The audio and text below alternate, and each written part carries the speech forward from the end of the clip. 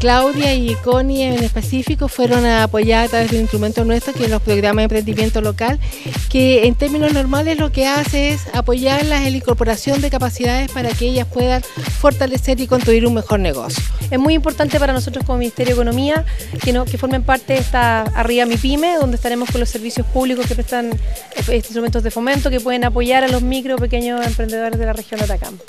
La ayuda de Corfo ha sido muy importante en este momento porque hemos abierto una empresa, antes éramos personas. Siempre estamos buscando avances y gracias a la Corfo igual hemos logrado harto, ya que igual hemos hecho bastantes cursos referentes al tema.